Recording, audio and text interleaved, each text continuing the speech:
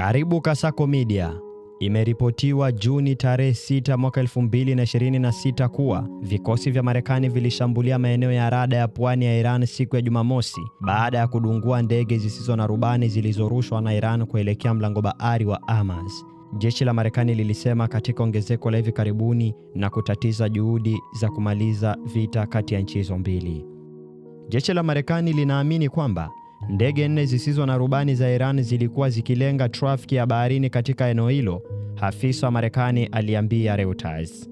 Kamandi kuu ya Marekani ilisema kwenye X kwamba Marekani ilishambulia maeneo chunguzi ya Iran katika Goruk na kisiwa cha Keshm ambazo zote ziko kwenye mlango bahari wa Hormuz. Kikosi cha walinzi wa mapinduzi cha Iran kilisema kimelenga kambi za Marekani katika eneo hilo kwa makombora kama kulipiza kisasi kwa mashambulizi ya Marekani na kufyatua risasi kwenye meli 4 za mafuta zilizokuwa zikijaribu kuvuka mlango bahari bila ruhusa yake. Vyombo vya habari vya serikali uliripoti kwamba ulinzi wa anga wa Kuwait ulikuwa ukizuia mashambulizi ya makombora na ndege zisizo na rubani zenye asili isiyojulikana, huku ving'ora vikisikika Bahrain na wakazi wakihimizwa kutafuta hifadhi.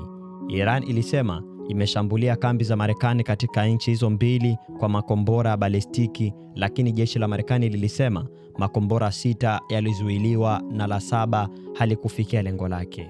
Marekani na Iran zimekuwa zikifanya mazungumzo kwa kiasi kikubwa yasiyo ya moja kwa moja ili kupata makubaliano ya muda wa kusitisha vita vilivyodumu kwa miezi 3 ambavyo vitaacha masuala yakiwemo mpango wa nyuklia wa Iran kwenye mazungumzo zaidi. Lakini huku kukiwa na mizozo ya mara kwa mara, makubaliano yamebaki kuwa magumu.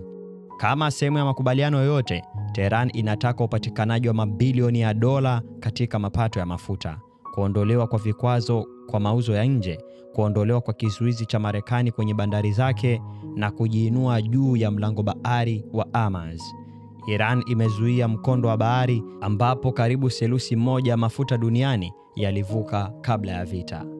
Basi kwa kupata habari zaidi, jiunge na Kasako Media. Kasako Media, tunaangazia maisha, tunaandika kesho.